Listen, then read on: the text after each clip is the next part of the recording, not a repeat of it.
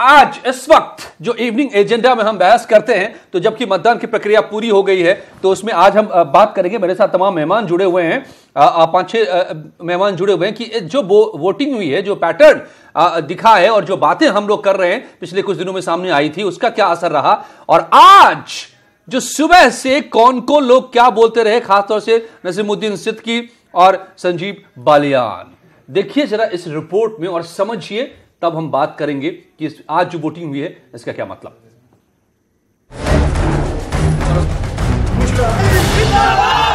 लोकतंत्र के महापर्व का पहला चरण पूरा हुआ। 20 राज्यों की 91 सीटों पर मतदान हुआ, लेकिन हर बार की तरह कुछ बूथों पर झड़प, फायरिंग, कहासुनी, कुछ आरोप प्रत्यारोप सामने आए।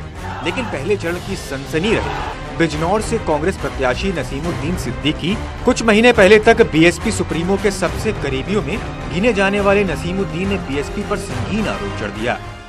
हराए उसको वोट दे दो। अरे भाई, जो जालिम को हराए उसको आपने वोट दे दिया। 2 बार आप दे चुके हो तो जालिम को हराने वाले को।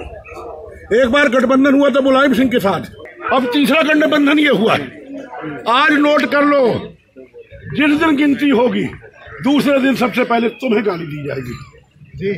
दूसरे दिन सबसे पहले तुम्हें गाली दी, और तीसरा दिन अगर इनकी पूरी यूपी में 2, 3, 4 जो भी एमपी जीत गए, अगर नरेंद्र मोदी और भाजपा को जरूरत पड़ी, अगर वहां जाके न बैठ जाए, तो मेरे दोस्तों मुझे फिर अपने घर में कभी गांव में घुसने मत देना। मुसलमानों पर दिए गए इस बयान से नेताजी ने आचार संहिता की जमकर धज्जियां उड़ाई। साथ ही ये भी कहने से नहीं चूके कि बहन जी को वोट देने का मतलब बीजेपी की झूठी बनना होगा। मुजफ्फरनगर से बीजेपी प्रत्याशी संजीव बालियान ने फर्जी मतदान का आरोप लगाया। उन्हें बुर्के में गफलत नजर आई। बालियान के आरोप पर विपक्ष की सफाई भी आई। बुर्के में जाती है महिला, कोई चेकिंग नहीं रही, वोट डाल रही है। 1 डाल सकती है, 2, 10, 20, कोई चेकिंग नहीं है। महिला कर्मी अगर वहाँ उन्हें चेहरा नहीं दिखाया था, कुछ बूथों में महिला कर्मी है ही नहीं, कुछ जगह मुझे बिना सिग्नेचर के वोट डालती पाई। तो कम से कम चेहरा चेक होकर वोट डालना चाहिए। लोकतांत्रिक देश है, कानून सबसे बड़ा है, धर्म से बड़ा कानून है। जो ख्वातीन पर्दा करती हैं वो पर्दे में ही वोट डालती हैं, उनके पास वोटिंग आई कार्ड भी होता है और उनके जाहिर सी बात है वोट डालने के बाद निशान भी लगाया जाता है। और सिर्फ मुसलमान ही नहीं बल्कि अगर आप देखें तो कई इलाकों में यूपी में भी और ख़ासकर राजस्थान में भी बड़ी तादाद में हिंदू ख्वातीन, हिंदू औरतें भी सर ढाँप करके और चेहरा कवर करके ही घरों से निकलती हैं, वो भी वोट डालने जाती हैं। शामली में कुछ वोटर बोले, बटन कहीं दबाया, वोट कहीं जा रहा। लगभग मशीन खराब हुई है और 1 घंटे से मतदाता बड़ा परेशान है। वोट सीधे कप प्लेट को जा रहे, कोई भी बटन दबा लो। वोट सीधे कप प्लेट पे जा रहे, कोई भी चिन्ह दबाओ। तो ऊँट किस करवट बैठेगा ये कहना अभी मुश्किल है, लेकिन इतना तय है कि क्रिकेट मैच की तरह सियासत के इस खेल में भी जिसने पहले लीड ली उसके जीतने की संभावनाएं भी प्रबल होंगी। Bureau report, news 18।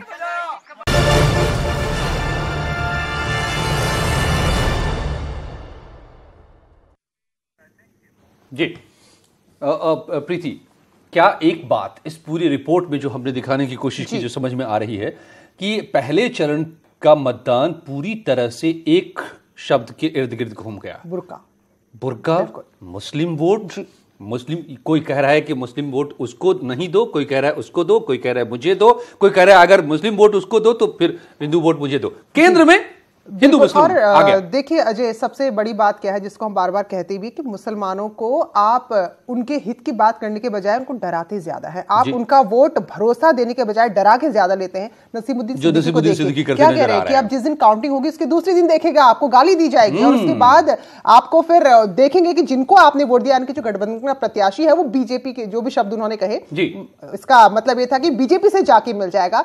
तो डराकर वोट लिए जा रहे हैं, अब भी वोट लिए जा रहे हैं। और बीजेपी से क्या डरते हैं लोग? अब मुसलमान डरते हैं क्या? नरेंद्र सिंह राणा बीजेपी के प्रवक्ता जुड़े हुए, प्रदीप सिंह कांग्रेस के प्रवक्ता मेरे साथ जुड़े हुए हैं, अब्दुल हफीज गांधी प्रवक्ता एसपी के, सुरेंद्र दुबे वरिष्ठ पत्रकार, अवधेश शर्मा दलित चिंतक। स्वागत है आप सभी का। अब्दुल हफीज गांधी, आपसे शुरुआत करें तो हो गया वही जो आप लोगों ने कर दिया। अब्दुल हफीज गांधी मुझे दिखाई नहीं दे रहे, मुझे लग रहा है कि प्रदीप सिंह साहब जुड़े हुए हैं। चलिए अब्दुल हफीज गांधी जुड़े, उससे पहले प्रदीप जी, एक शब्द के इर्द गिर्द पूरा चुनाव घूमता नजर आया और आज सुबह से शाम तक वही डिस्कोर्स, और पिछले चुनाव के 3-4 दिन पहले से जो चला था वही माहौल आज चुनाव के दौरान भी दिखा।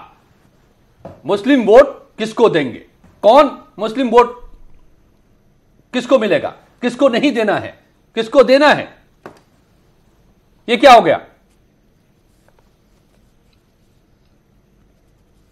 नहीं अजय जी, आज जो निश्चित तौर पर जो माहौल दिखा और मतदाता जब घरों से निकला और पोलिंग बूथ तक पहुंचने की ओर पहुंचा तो उसने एक दृढ़ संकल्प लिया, एक विश्वास के साथ पहुंचा कि हम गरीबी पर प्रहार करने जा रहे हैं, हम बेरोजगारी पर प्रहार करने जा रहे हैं, हम जुमलेबाजी पर प्रहार करने जा रहे हैं। हम 48 साल से गरीबी पर प्रहार कर रहे हैं। जब इंदिरा जी ने नारा दिया था।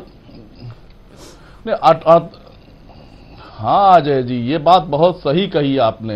48 साल पहले जब गरीबी पर प्रहार हुआ था, जब देश आजाद हुआ था, जब गरीबी पर प्रहार हुआ था, तो जब 33 करोड़ आबादी थी तो उसमें 92% गरीब थे। और कांग्रेस ने जब गरीबी के खिलाफ आंदोलन छेड़ा तो आज 20% गरीब रह गए हैं। उस समय जब गरीबी के खिलाफ आंदोलन चला था तो उसमें भूख वहां तो भाई आप 20% की पॉलिटिक्स कर रहे हैं क्या? गरीबी के खिलाफ आंदोलन है तो 12,000 रुपए महीने 100% लोगों की कर रहे हैं और देश की आवाम ने अजय जी विश्वास किया है।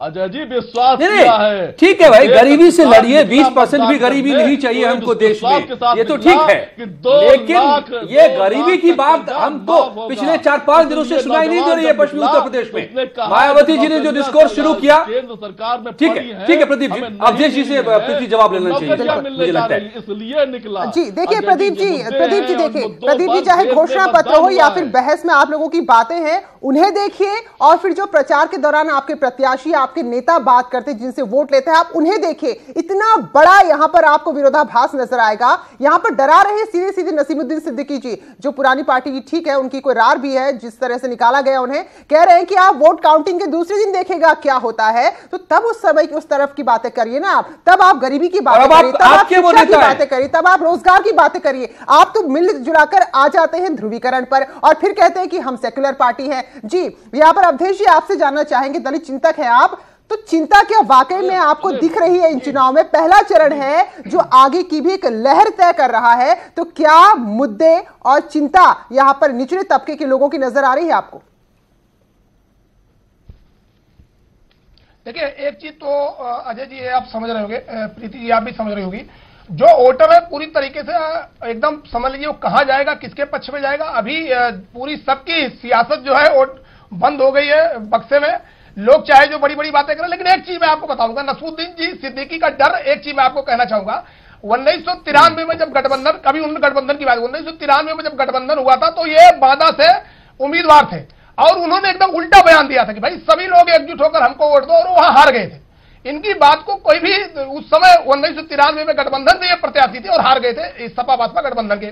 और जहां तक सवाल है कि कोई भी किसी पार्टी कहे कि ये जाके उनके पास बैठ जाएंगे, इनके पास बैठ जाएंगे, एक बात आप समझिए, चुनाव आचार संहिता का ये मामला पूरा बनता है कि जिस तरीके से आप चुनाव चल रहा है, आप एक प्रत्याशी हैं और आप खुलेआम लोगों को डरवा रहे हैं, आप मुस्लिम समाज को डरवा रहे हैं। और दूसरी चीज आप समझिए, आचार संहिता का मामला तो अवधेश जी तभी से शुरू हो गया था जब मायावती जी ने कहा था कि मुसलमान सिर्फ गठबंधन को वोट दे, कांग्रेस में कुवत नहीं। बिल्कुल अजय जी और सारा चुनाव अजय जी उसी के इर्द गिर्द आप घूम गया। समझिए बहन मायावती जी ने, बिल्कुल अजय जी मेरी बिल्कुल अजय जी मेरी बात समझिए, बहन मायावती जी ने 55 मिनट के भाषण में दलितों की बात करी, बैकवर्डों की बात करी, अल्पसंख्यकों की बात करी।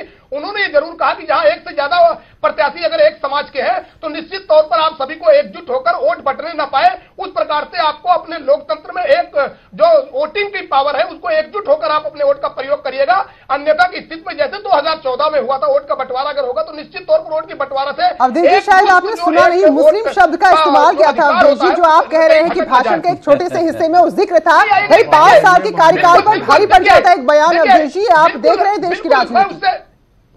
बिल्कुल देखिए, निश्चित तौर पर एक बयान को लेकर जिस प्रकार से 10 दिन से वो चल रहा है बवंडर, अभी इस पर लोग हो रहा है कि वो फायदा उठा रहे हैं। प्रीति जी बिल्कुल अभी ये पता चलेगा चुनाव के बाद जब बैलेट बॉक्स खुलेगा कौन फायदा उठाए कौन फायदा नहीं उठाया। लेकिन आपने कोई कसर नहीं छोड़ी ना। सवाल ये है कि आपने कसर नहीं छोड़ी ध्रुवीकरण की। मायावती पर आरोप ये है कि जो मुद्दा हो सकता है कुल मिला रही है तमाम राजनीतिक दल की ध्रुवीकरण कर दे। मायावती ने अभी आप देखिएगा प्रीति जी, एक चीज आप समझिएगा, जहां एक से ज्यादा प्रत्याशी एक समाज के होते हैं, जैसे अभी सुरक्षित सीटों पर जब बात आएगी तो हर नेता ये कहता है कि भाई समाज नहीं धर्म की बात थी वहां पर अवधेश जी, फिर वही बात आप कर रहे हैं। चलिए ठीक है अवधेश जी, तो इसलिए मुझे उस पर कुछ नहीं कहना है। ये चुनाव आयोग ने इसका संज्ञान भी लिया है, रिपोर्ट भी तलब की गई है। जो कार्रवाई अगर बनती है, अगर वो आचार संहिता का उल्लंघन है तो होगा और या नहीं होगा, उससे नहीं लेना देना। मेरा सवाल सिर्फ ये है कि क्या मायावती जी की बात के बाद से पूरा चुनाव सिमट गया एक शब्द पर, मुसलमान, चाहे वो प्रो मुसलमान या एंटी मुसलमान। आज नसीमुद्दीन सिद्दीकी डराते नजर आए बीजेपी के नाम पर, उस दिन मायावती जी हराती नजर आई बीजेपी के नाम पर कि कौन हरा सकता है बीजेपी को। नरेंद्र सिंह राणा, अजय जी, ठीक है, मैं आता हूं अवधेश जी दोबारा। अजय जी, आपने बहुत सही सवाल किया। मैं आता हूं आपके पास, फिर से आऊंगा जी। क्या आप लोगों को धन्यवाद कहना चाहिए मायावती जी को, और फिर नसीमुद्दीन सिद्दीकी साहब का भी धन्यवाद करना चाहिए कि जो रोगी को भाए वैद्य वहीं फरमाए वाली बात हो गई। देखिए, राष्ट्र की आयु किसी भी व्यक्ति की आयु से बहुत बड़ी होती है, और हम लोग भारतीय जनता पार्टी के जितने लोग काम करने आए हैं, या भारतीय जनता पार्टी राजनीति, ठीक है 5 साल में विधानसभा और लोकसभा के चुनाव में एक रणनीति और एक नीति, 2 चीजें चलती हैं, और सर्वाधिक हमारा जोर इसी पर रहता है कि भारत के अंदर कैसे शांतिपूर्वक, संपन्नतापूर्वक और सबके लोगों का, सबका साथ सबका विकास। अब बोले कि मुसलमान, लेकिन हमने 3 तलाक पे लड़ाई लड़ी और आगे भी लड़ेंगे। हमने कहा तो वोट दें या वोट ना दें ये विषय नहीं है। सड़क दी, पानी दी, बिजली दिया, गैस दी, मकान दिया, जो भी दिया, चाहे वो हमने स्वास्थ्य की बात की, किसी में भेदभाव नहीं किया, कभी नहीं किया। हमने तो किसी वोटर को इंगित करके कोई काम नहीं किया कि नहीं हम अपने वोटर के लिए, खासकर इस जाति, इस संप्रदाय के वोट के लिए बात करेंगे। रणनीति के तहत, लेकिन आपको लगता है कि 91% 51 पर की तासीर पूरी बदल गई रातों रात पिछले कुछ दिनों के अंदर? निश्चित रूप से नहीं। देखिए, ये आपने बदली ना। अब जब देवी दर्शन से शुरू होता है तो आप देवबंद दर्शन पे ले आए। ये तो हमने शुरू में ही कहा था कि आप तय करेंगे, आपका प्लेटफॉर्म होगा, और हम आपके श्लोक को लोक तक जरूर ले जाएंगे कि लोक भाषा में लोग उसको समझ लें। इतना तो हम करेंगे, और हमें करना भी चाहिए, और आम आदमी को बताना भी चाहिए कि आपकी चालाकियां क्या है, आपकी चतुराई क्या है, आप क्यों लड़ने आए हैं। सुरेंद्र दुबे जी और एक बात जरूर डिबेट में मैं कहना चाहूंगा कि जी पूरी करिए अपनी बात। ठीक है,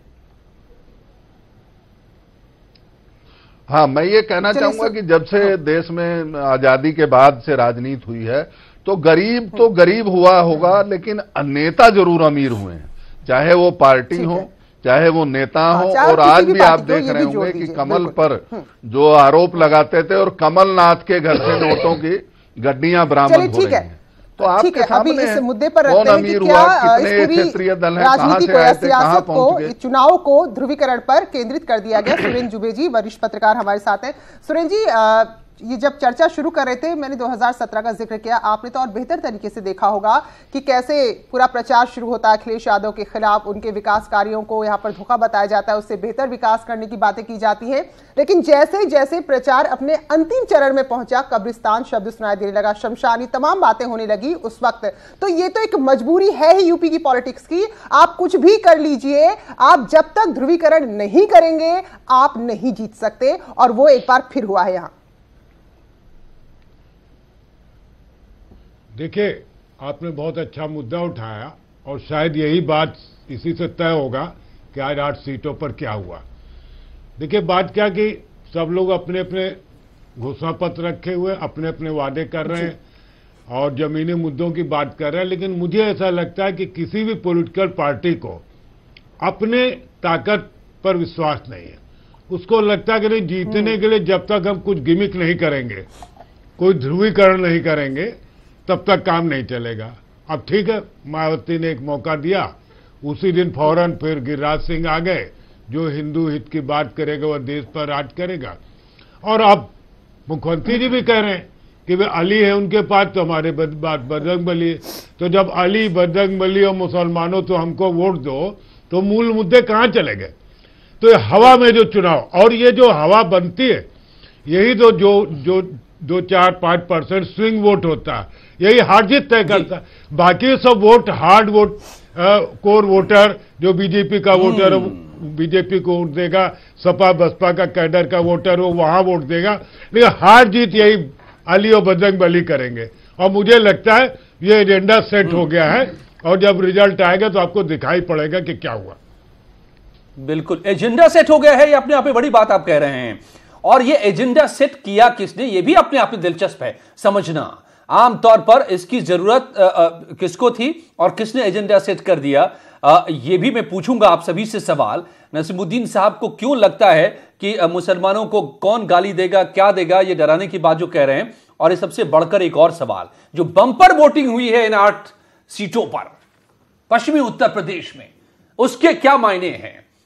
लौट रहे हैं कुछ ही पलों में, समझेंगे इन सभी सवालों को और बड़े सवाल कि आने वाले दिनों के लिए क्या संदेश है, आने वाले बाकी चरणों के लिए। जी बिल्कुल, तो ये जो बम्पर वोटिंग है, बम्पर मतदान है, क्या ये बदलाव के लिए है या फिर यहां जो भी सरकार है उसे बरकरार रखने के लिए है। और आज का एजेंडा तो मतदाताओं ने सेट कर दिया है, बम्पर वोटिंग करके 70% की ओर बढ़ता दिखाई दे रहा है आंकड़ा मतदान का आज पश्चिमी उत्तर प्रदेश में। प्रीति बिल्कुल, तो और सत्ता पक्ष अपनी तरह से कयास लगा रहा है कि भाई देखिए उत्साह जनता में, कामकाज इतना पसंद आया, तो विपक्ष कह रहा है कि बड़े बदलाव के लिए मतदान किया गया है। कुल मिलाकर ही लग रहा है कि 70 तो क्रॉस कर ही जाएगा आज जो पहले चरण का मतदान है। मेहमान हमारे साथ खासतौर पर जुड़े हुए हैं इस पूरी चर्चा में, क्योंकि चर्चा इस बात पर कि विकास को लेकर, भ्रष्टाचार को लेकर जो एक प्रचार शुरू किया गया, जो घोषणा पत्रों में भी नजर आया, आखिर क्यों वो प्रचार के अंतिम दौर में, ध्रुवीकरण में, मुस्लिम मतदाताओं को डराने में, उन्हें अपने पक्ष में करने तक सिमट गया।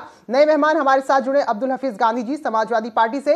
स्वागत है आपका अब्दुल हमारे इस कार्यक्रम में। तो आपसे ये जानना चाहेंगे कि जो पूरा आपका प्रचार का क्रम चला, आखिर उसमें ध्रुवीकरण का रंग क्यों दिया गया? यहां पर क्या वाकई में गठबंधन को लगता है कि आप मिलकर भी मात नहीं दे पाएंगे बीजेपी को? देखिए प्रीति जी, गठबंधन ने हमेशा चुनाव जो है वो विकास के मुद्दे पर लड़ा है, जो बुनियादी मुद्दे हैं उसमें लड़ा है। सड़क, बिजली, पानी, रोटी, मकान, रोजगार, नौकरियां, इन मुद्दों पर इलेक्शन लड़ा है। तो मैं समझता हूं कि जनता जो आज निकली है, जिस तरह से आप आंकड़े लगा रहे हैं, आप ये देखिए कि जब भी ज्यादा मतदान होता है तो ये पॉलिटिकल पंडित का ये मानना है कि वो एंटी इनकम्बेंसी की वजह से होता है। भारतीय जनता पार्टी की पिछले 2 साल से सरकार यहाँ पर है, 5 साल से केंद्र के अंदर है, तो करीब करीब 7 साल का एंटी इनकम्बेंसी विकास की बातें करें अब्दुल हफीज, जरा ये बताइए मायावती को क्यों जरूरत पड़ी? तो ठीक है आप अपनी उसी नारों के संग रहते ना कि काम बोलता है, भाई काम बोलता है आपका, लेकिन आपको क्यों कहना पड़ा कि अगर यहाँ पर कांग्रेस को वोट दिया तो वोट बढ़ जाएगा, इसलिए ऐसा करिए कि आप सब हमें वोट दीजिए? मुस्लिमों से क्यों कहना पड़ा? देखिए प्रीति जी, अभी बहन कुमारी मायावती जी का जो वक्तव्य है उसका संज्ञान इलेक्शन कमीशन ने लिया है। अब इलेक्शन कमीशन को मौका दीजिए कि उस पर वो क्या डिसीजन लेते हैं, तब तक कहना बहुत मुश्किल होगा। हम आगे बढ़ चुके हैं। प्रीति आपसे समझना चाह रही है, गठबंधन हुआ है, जो हम बात पिछले आधे घंटे में हम कर रहे थे ब्रेक से पहले, आप देर से जुड़े हैं, मैं उस सवाल को थोड़ा और साफ कर दूं फिर बाकी मेहमानों के पास जाऊं। क्या आज मायावती जी की बात के बाद से फिर उसके बाद कुछ उलेमाओं के एक संगठन ने भी अपील किया कल कि किसको वोट दे मुस्लिम तबका? ये अपने आप में बड़ी अजीब सी परंपरा और बात है इस देश में कि वोटिंग से पहले धर्म के नाम पर खुलेआम वोट मांगे जाते हैं, जो कि मुझे लगता है कि गैर कानूनी होना चाहिए, लेकिन ये हुआ। और इन सारी बातों ने, और आज सुबह से चाहे वो बालियान साहब का बयान हो बुर्के वाली, चाहे वो नसीमुद्दीन सिद्दीकी साहब का बयान हो, कुल मिलाकर के एजेंडा सेट कर दिया विपक्षी नेताओं ने ही कि हिंदू और मुसलमान के इर्द गिर्द। हफीज गांधी साहब, सवाल यह है, आप ही लोगों ने सेट कर दिया अजय जी देखिए, आप उत्तर प्रदेश के देखिए एजेंडा हम लोगों ने सेट नहीं किया, आप उत्तर प्रदेश के प्रदेश में देख रहे हैं। आप ये देखिए कि आज भारतवर्ष में एक ऐसे व्यक्ति हैं जो कानून से ऊपर हैं, जो सेना का नाम भी ले लेंगे, पुलवामा के शहीदों के नाम पर वोट मांगेंगे, राहुल गांधी वायनाड क्यों जा रहे हैं ये भी बताएंगे, डिटेल में बताएंगे और उसके सांप्रदायिक कारण बताएंगे। लेकिन इलेक्शन तो उन्होंने ऐसा किया तो आप लोगों ने भी सेट कर दिया, लेकिन ये काउंटर सेटिंग तो नहीं हो गई कहीं? ये सवाल है। ऐसा मैं बिल्कुल नहीं कह रहा हूं। मैं ऐसा बिल्कुल नहीं कह रहा हूं। मेरा जो ऑब्जेक्शन है वो इलेक्शन कमीशन ऑफ इंडिया पर है कि इलेक्शन कमीशन ऑफ इंडिया को नोटिस इशू करना चाहिए। हमने तो कहा कि बहन जी को नोटिस इशू क्या है, बहन जी जवाब देंगी, बीएसपी जवाब देगी उसका, और फिर इलेक्शन कमीशन ऑफ इंडिया को फैसला करना है। लेकिन ये किस तरह के फैसले हैं कि माननीय योगी जी ने मॉडल कोड ऑफ कंडक्ट का वॉयलेशन किया और इलेक्शन कमीशन भी मानता है, लेकिन ये कह के छोड़ देना जैसे एक बच्चे ने गलती की हो। ठीक है प्रदीप सिंह जी, देखिए चुनाव आयोग का जो रवैया है ना, वो कल परसों जब 66 यूपी में ने लिखा कि आज क्रेडिबिलिटी से गुजर रहा है चुनाव आयोग, तो अब उसके रवैये में आप उस सवाल का सामना नहीं करना चाह रहे जो मैं आपसे पूछना चाह रहा हूं। आप इधर उधर जा रहे हैं और मैं कह रहा हूं कि आज दिन भर जो एक शब्द हर सवाल का हवा में गिरता नजर आया, बल्कि मायावती जी ने जब कही थी ये बात तभी से लेकर के और आज दिन भर, क्या ये चुनाव उसके इर्द गिर्द सिमट गया और इसके लिए जिम्मेदार कौन है, पक्ष या विपक्ष? बहरहाल मैं आगे बढ़ता हूं, अब इस सवाल से आगे बढ़ता हूं। प्रदीप जी, बम्पर वोटिंग, शायद रिकॉर्ड टूटे कई मतदान कई सीटों पर, क्या इशारा है?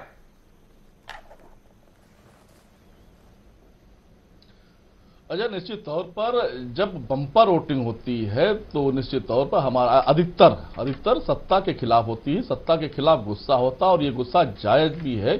आज आप बताइए, इस सरकार ने देश के युवाओं से 2 करोड़ सालाना रोजगार देने की बात की थी, क्या इसके खिलाफ युवाओं का गुस्सा नहीं होना चाहिए? काले धन पर वार करने की बात की थी, इसके खिलाफ युवाओं पर गुस्सा नहीं होना चाहिए? आपने 15 लाख रुपए काला धन के माध्यम से हमें देने की बात की थी, इस पर रिएक्शन नहीं आना चाहिए? 80 लाख तो अगर इन बातों पर गुस्सा है लोगों में, 100 smart city, Pradeep ji 100 smart city पर बात नहीं होनी चाहिए। प्रदीप जी आपने अपनी बात कह दी, मैं इसमें जोड़ देता हूं एक सवाल।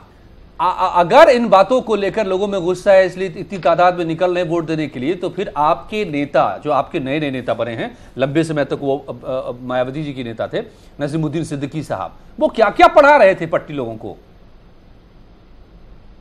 वो पट्टियां पढ़ाने की क्या जरूरत पड़ रही थी उन्हें? हाँ, जो आपने सुना है।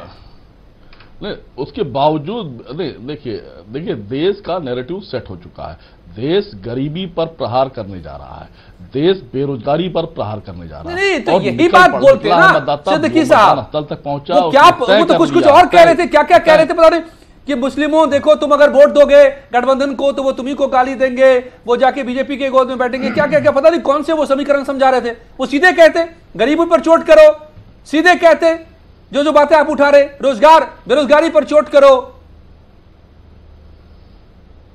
गुस्से में हो ही तुम। इस तरह के तमाम नेताओं के सरकार पर आज ही आए हैं, तमाम भारतीय जनता पार्टी के तमाम नेताओं के बयान आए हैं और किस तरह की भाषा का प्रयोग कर रहे थे।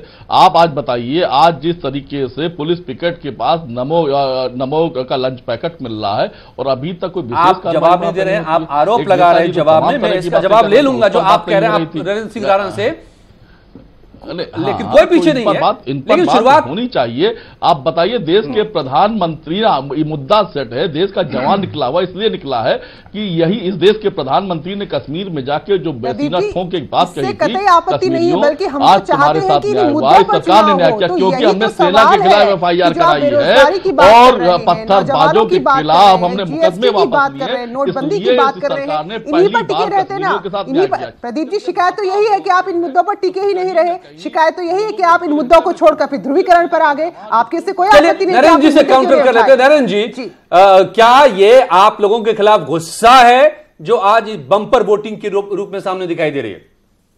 जैसे आप सुन रहे थे, प्रदीप जी सतर्क ये बात कह रहे थे, तर्क सही। अजय जी, ये नए तर्क सहित वो कहें, उनका स्वागत है। ये गुस्सा है लोगों का फिर उन्हीं दलों के खिलाफ जो कहते हैं कि राष्ट्रद्रोह के कानून को हम खत्म कर देंगे, जो कहते हैं कि हम कश्मीर की जो स्थिति है उसको वैसे ही बनी रहने देंगे। उन लोगों के खिलाफ हम सीधे लड़ रहे हैं। हमने कहा कि हम इस धारा को और कठोर बनाएंगे, हम जो है घुसपैठियों को रोकेंगे, उनका जो पंजीकरण रजिस्टर बना है उसके तहत उनको बाहर भेजेंगे। और ये लोग क्या करते हैं, ये लोग कहते हैं कि हम वो सारे काम करेंगे जो सेना के जो अधिकारी हैं या अर्धसैनिक बल हैं, जो उनको अधिकार प्राप्त हैं, उसमें कटौती करेंगे। आतंकवादी आएंगे, 5 साल आपने देखा 2014 से 19 के बीच में, मुझे नहीं मालूम, नई दिल्ली, पूना, बॉम्बे, लखनऊ कौन सा ऐसा नगर था, रेलवे स्टेशन, हॉस्पिटल, बैठे हैं बहुत तो बड़ा आसान हो गया आपके नरेंद्र जी, बहुत लंबा जीवन इनका राजनीति पत्रकारिता को समर्पित रहा और इन्होंने आपके पक्ष में मतदान कर दिया। पूरे देश में मेरी बात अजय जी एक मिनट मेरी बात पूरी हो जाए। यही मुजफ्फरनगर, यही कैराना, यही जो है मेरठ, जहां पर रोज दंगे होते थे, रोज पलायन होता था, जहां पर रोज आतंकवादी पकड़े जाते थे, आतंकवादी घटनाएं होती थी, 5 साल के अंदर इस देश ने देखा। हमने अपने जवान भी खोए, ने हरा दिया आपको। लड़ाई भी लड़ी है, हम ये नहीं कहते बलिदान उसके खिलाफ वोट दिया है। बेरोजगारों को स्थान दिया, वहाँ के किसानों की उन्नति बताइए कि जो है वोट दिया गया और इसके कारण इस पर जवाब ये लोग गए हैं वोट। गांधी जी आपके पास ये बदला हुआ भारत है। इसी सवाल पर बम्पर वोटिंग क्या मतलब? आपने तरक्की की, आपकी पार्टी ने तरक्की की, आपके ऊपर आए थे अधिक की संपत्ति के मुकदमे हैं, मायावती के ऊपर है कि नरेंद्र मोदी जी के ऊपर है। 13 साल मुख्यमंत्री रहे, 5 साल देश के प्रधानमंत्री रहे। ठीक है, अवधेश जी कुछ कहना चाह रहे हैं? ठीक है, बैंक बैलेंस ठीक है, जो कुछ है सब देश के लिए। और ये लोग ठीक है, अवधेश जी बम्पर वोटिंग किसके लिए? कुछ तो जेल में पड़े हैं, इनके सहयोग कहिए गुस्सा, और ये लोग जाने के लिए तैयार हैं। नरेंद्र जी एक मिनट, अभी भी आप हमें बताइए नरेंद्र जी अब आप ठीक है, आप बहुत ज्यादा विस्तार में मत लीजिए चीजों को, क्योंकि इतना समय नहीं है। जो आज पहला चरण बता रहा है कि किस मूड में वोट पड़ रहे हैं उसी पर रहते हैं। ठीक है नरेंद्र जी, प्रदीप जी एक मिनट। ठीक है, अवधेश जी का जवाब। नरेंद्र जी आपने बात कह ली, प्रदीप जी आपने पहले कह दिया अपनी बात। अब अवधेश जी का जवाब, गांधी जी का जवाब। अवधेश जी, नरेंद्र जी होल्ड, आपने बहुत कह दी आपने जवाब दे दिया। ठीक है अवधेश जी, बारी बारी से। अवधेश जी, बम्पर वोटिंग कहीं ये गुस्सा गठबंधन के खिलाफ तो नहीं, गठबंधन के उस अपील के खिलाफ तो नहीं? अमित शाह का और उनके बेटे का नहीं, वो तो आपको कहते ही है। प्रदीप जी ने गुस्सा होने की कोई ऐसी वजह मुझे यहाँ पर नजर नहीं आ रही। आराम से अपनी बातें रख रहे हैं आप। ठीक है प्रदीप जी, 1 by 1 एक करके समय खत्म हो जाएगा। जवाब मांग रहा है और आप जवाब। ठीक है प्रदीप जी, नरेंद्र जी आप लोग थोड़ा देर के लिए चुप हो जाए प्लीज। चल हाँ, अब एक करके अवधेश जी का जवाब, उसके बाद आगे बढ़ेंगे। अरे भाई आप, अब नरेंद्र जी पिछले 5 मिनट से आप बोले जा रहे हैं। जरूर बोलिएगा, लेकिन बेरोजगारी पर जरूर बोलिएगा। बेरोजगारी पर बोलिएगा। ठीक है, 1 मिनट में बेरोजगारी के सवाल अजय जी केवल 1 मिनट। इसीलिए वोटर खामोश था, क्योंकि लीडर अब तक केवल बोलता रहा है और आज वोटर ने जवाब दिया है। वोटर का ईवीएम पे निकला है। जानना चाहता हूँ, जब मुलायम सिंह यादव जी मुख्यमंत्री पद से हटे, मायावती के खिलाफ भ्रष्टाचार के आरोप की जांच राज्यपाल को लिख के दे गए थे कि नहीं दे गए थे? इनके खिलाफ जांच चाहिए, केवल इसका जवाब। प्रदीप जी, नरेंद्र जी, ठीक है, बात हो गई आप दोनों की। अब मैं आगे मेहमानों से जवाब लूं। आप लोगों की आवाज नहीं जा रही है, आप लोगों की आवाज अब नहीं जा रही है। ठीक है, नेक्स्ट अवधेश वर्मा, कहीं ये गुस्सा मायावती या गठबंधन के खिलाफ तो नहीं है? कांग्रेस और भाजपा, बिल्कुल देखिए एक बात समझिए, कांग्रेस और भाजपा दोनों लोग एक दूसरे को कर रहे हैं, इससे काम नहीं, एक तार्किक बहस होनी चाहिए। और दूसरी चीज, लोग सब हल्ला मचा रहे, बम्पर वोटिंग हो गई, बम्पर वोटिंग हो गई।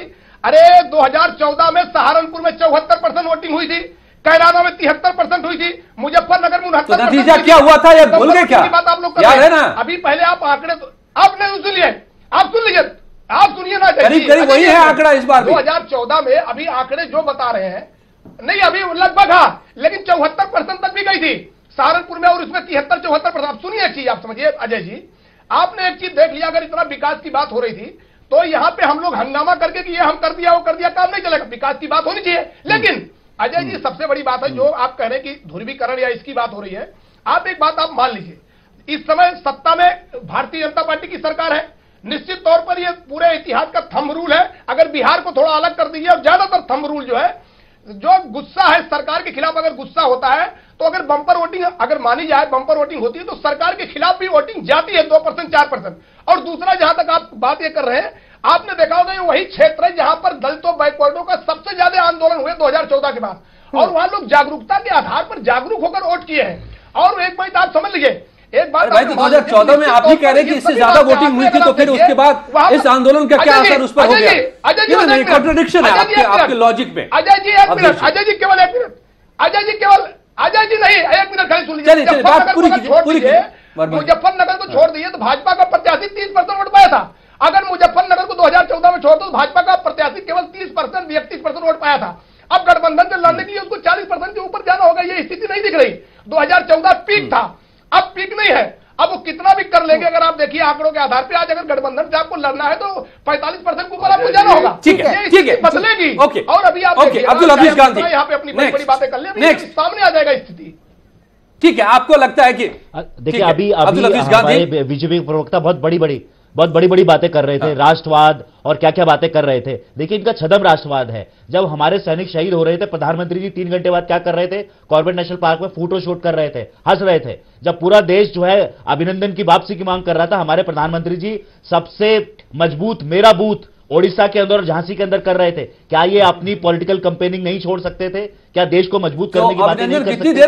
लेकिन इनका राष्ट्रवाद छदम राष्ट्रवाद है। आज 370 को, आज ये आर्टिकल 370 को लिख रहे हैं। जब इन्होंने पीडीपी के साथ सरकार बनाई तो बीजेपी के जनरल सेक्रेटरी राम माधव जी ने लिख कर दिया, लिखित में दिया कि हम 370 से छेड़खानी नहीं करेंगे, हम 35 से छेड़खानी नहीं करेंगे। तो ये सत्ता लोलुपता के में पढ़कर ये राष्ट्रवाद को भूल जाते हैं, ये देशभक्ति भूल जाते हैं। इनको सत्ता चाहिए। मैं आपको बता दूं कि कौन से काम हुए हैं। आप ये बताइए, सबसे एम्बिशियस प्रोजेक्ट था इनका स्मार्ट सिटी।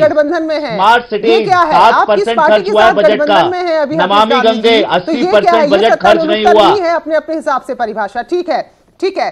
सुरेंद्र दुबे जी आपके पास मैं आना चाहूंगी। ये अधिकारियों की लड़ाई है और ये भारतीय जनता पार्टी की नफरत की राजनीति को खत्म करने के लिए गठबंधन किया गया है। आपके विचार यहाँ पर ठीक है। इससे पहले कौन सी लड़ाई थी? सुरेंद्र दुबे जी आपसे मेरा सवाल है यहाँ पर, 14 की बात करें, वो भी बहुत करीब से अब साथ में लड़ रहे हैं, आपस में लड़ रहे थे सर। छोड़िए, वो छोड़ दीजिए, फिर मुद्दा ही भटक जाएगा। आपस में लड़ रहे थे, अब लगा कि भैया अलग अलग लड़के फायदा नहीं, तो मिल लेते हैं। वो आपके विचार हो गए और बाकी बीजेपी की सत्ता लोलुपता होगी। ठीक है सुरेंद्र दुबे जी, आप ये बताइए, 14 की गठबंधन है, 16 पार्टी एनडीए को छोड़कर जा चुकी है। ठीक है, और बिहार में कितना कमजोर आप तो अपने आप को अलग बता रहे हैं ना।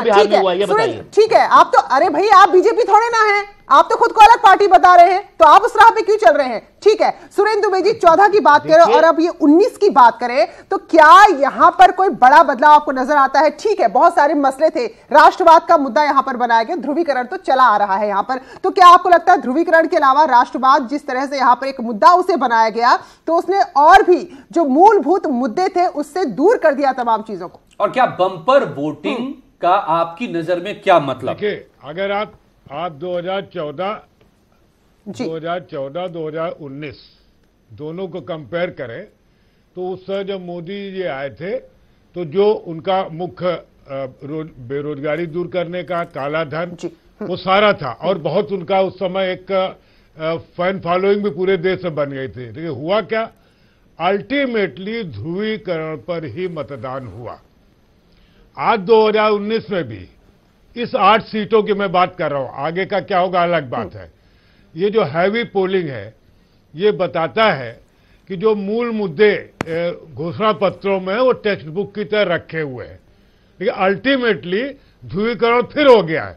और उसी ध्रुवीकरण को ध्यान में रखते हुए आज संजीव बालियान ने कहा कि साहब बुरके में फर्जी वोटिंग हो रही है। देखिए, ऐसा है कि आप चेहरा ना दिखाए, उंगली पर निशान लगाया जाता है, वही महिला अगर बार बार आएगी तो पकड़ में आ जाता है कि महिला कितने बार आई। अब वो जमाना चला गया 40 साल पहले वाला, लेकिन उसी में एक कारण ढूंढने की जरूरत है। अब आप उनको छोड़ दिए तो भाई गिरिराज से, और रही अभी चर्चा हो रही थी उसकी भी, चुनाव आयोग की, तो देखिए चुनाव आयोग तो किसी बात का कोई नोटिस नहीं ले रहा है। वो 62 लोगों ने जब चिट्ठी लिखी तो एक बायोपिक को रोका है और नमो टीवी पर शायद कहा कि हम पॉलिटिकल इनका हिसाब लेंगे कि कहां से इसका खर्च हुआ, बाकी कुछ नहीं किया। जब ये काम हो ही जा रहा है तो आप क्या आयोग हैं और क्या आप रोक लगा रहे हैं? जो हम बोलते जा रहे हैं, आप हमको 4 दिन बाद एक शोकाज नोटिस देते हैं, 3 दिन बाद हम उसका उत्तर देते हैं, एक फेज निपट जाएगा, दूसरा फेज फिर निपट जाएगा। ये गंभीर समस्या है, लेकिन उससे अब आप हम उसको चेंज नहीं करते, तो ना न चुनाव आयोग इस समय बदल सकते हैं, न हम ये कह सकते हैं कि साहब राजस्थान तो आपको लग रहा है सुरेंद्र जी ये एक वाकई अपने आप में बहस का मुद्दा है, जो चुनाव आयोग वाला मसला है उसको लेकर के सवाल उठ रहे हैं, लेकिन आपको भी ये लग रहा है कि कहीं न कहीं बिल्कुल ये चुनाव इर्द गिर्द घूम गया एक ही मुद्दे के, और वो है ध्रुवीकरण। तो लगे हाथ आप मुझे ये भी बता दीजिए क्या बंपर वोटिंग के पीछे ये वजह आपको दिखाई दे रही है, और अगर ऐसा है तो इसके लिए जिम्मेदार कौन है ध्रुवीकरण की तरफ बढ़ाने के लिए, सत्ता पक्ष या विपक्ष? देखिए ध्रुवीकरण दोनों को सूट कर रहा है। इनिशिएटिव अभी जब मतलब 3 दिन पहले मायावती आपको लगता, लेकिन उसके पहले भी ध्रुवीकरण के सारे बयान दिए जा रहे थे। किसको फायदा होगा ये अभी कहना मुश्किल। बम्पर वोटिंग से आप ये अंदाज नहीं लगा सकते कि किसी एक हो सकता है वो इक्वली दोनों गठबंधन उसमें गया हो, आप उसको एसेस नहीं कर सकते। और बम्पर वोटिंग का एक जमाना था जो हम लोग एक बार में कह देते थे, अब बम्पर वोटिंग सत्ता पक्ष के समर्थन में भी होती है, सत्ता पक्ष के विपक्ष में भी होती है। और ये असेसमेंट करना मैं समझता आजकल बहुत ही दिक्कतपूर्ण है कि किसके पक्ष में गया। लेकिन बम्पर वोटिंग हुई, और बम्पर जैसे अभी अवधेश कह रहे थे, अभी जो इसके शाम तक आंकड़े ऑफिशियल आने दीजिए, हो सकता अगर वो 23 के आसपास हुआ तो फिर वो ब्रेक नहीं हुआ। और ब्रेक नहीं हुआ, देखिए आप एक बात समझिए, कितना चुनाव आयोग प्रचार करता, कितना आप लोग दिन भर चिल्लाते वोट डालिए वोट डालिए। अगर उसकी वजह से ज्यादा वोट पड़ गया तो ये क्यों माना जाता है कि सिर्फ धार्मिक उन्माद की वजह ज्यादा वोट पड़ गया? जागरूकता भी बढ़ रही है लोगों में। नए लड़के जो आ रहे हैं उनके अंदर एक क्रेज भी है कि भाई हम पहली बार वोटर बने, में वोट डालना चाहिए। हम आप नरेंद्र सिंह राणा को क्यों ऐसा लग रहा है कि वो बड़े खुश नजर आ रहे हैं, बीजेपी के लोग खुश नजर आ रहे हैं कि भाई ये वोटिंग जो है उन्हीं के लिए है? देखिए लोगों को गुस्सा, देखिए खुश रहने के लिए 23 तारीख अजय जी 23 तारीख तक दोनों पक्षों को खुश रहने दीजिए। सबको खुश रहने का चाहते हैं ब्लड प्रेशर किसी का बढ़े, 23 तक सबको आनंद में रहने दीजिए। 23 को शाम को हम लोग बैठेंगे तब फिर पता चले किसका बीपी बढ़ता किसका डाउन होता है। अभी चलने दीजिए, आनंद रखिए। ठीक है, तो प्रदीप जी ये पहले चरण का मतदान है, अभी तो बाकी चुनाव पूरी लड़ाई ही बाकी है, तो क्या अब कांग्रेस यहां पर मानकर चल रही है, और क्या ये हम माने कि आपने भी सेट कर लिया भाई अब ध्रुवीकरण के बगैर मुश्किल है राज्य में?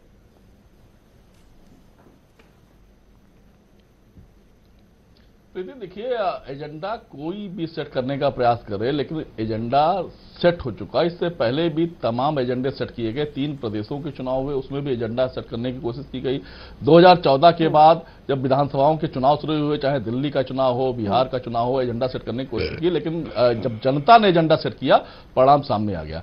आज देश की आवाम ने अपना एजेंडा सेट कर दिया है कि गरीबी पर प्रहार होना है, बेरोजगारी पर प्रहार होना है।